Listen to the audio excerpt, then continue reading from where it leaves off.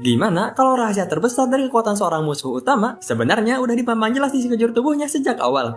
Di semesta Jojo Bizarre Adventure, Hirohiko Araki itu terkenal sebagai mangaka yang gak pernah asal bikin desain.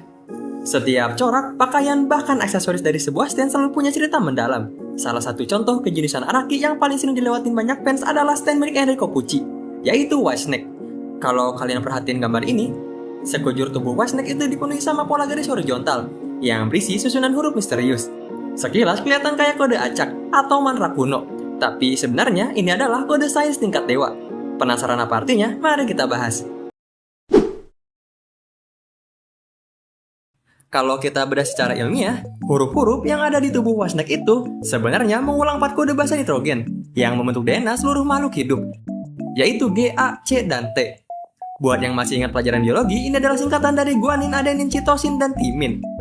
DNA itu sendiri fungsinya adalah sebagai blueprint makhluk hidup yang menyimpan memori genetik dan instruksi kehidupan kita.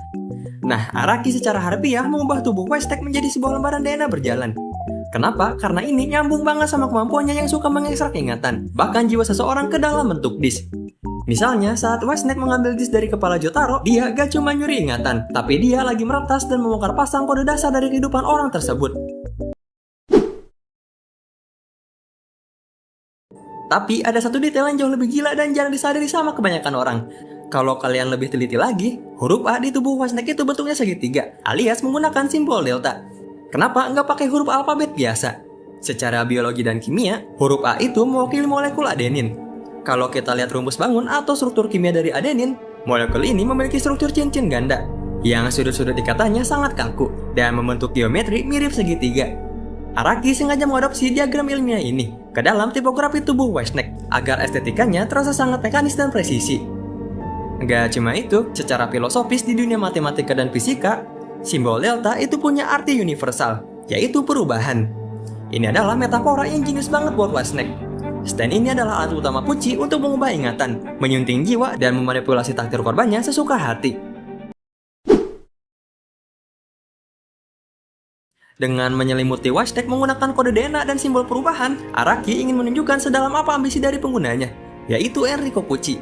Pucci adalah seorang pastor yang terobsesi dengan konsep takdir. Dia merasa manusia baru bisa bahagia kalau mereka sudah tahu takdir mereka sejak awal. Dengan memegang stand yang menguasai kode dasar manusia, Pucci memposisikan dirinya seperti sosok yang sedang bermain menjadi Tuhan. Pola garis DNA di tubuh Whitesnake ini juga digambarkan mirip jeruji besi. Ini merupakan simbol bahwa seluruh makhluk hidup di dunia ini sebenarnya terkurung oleh takdir genetika mereka sendiri.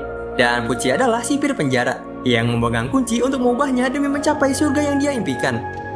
Dari detail sekecil simbol delta dan bahasa nitrogen ini, kita bisa lihat gimana level kejeniusan Araki dalam menjahit sains, kekuatan supranatural, dan ideologi karakter jadi satu kesatuan desain yang ikonik.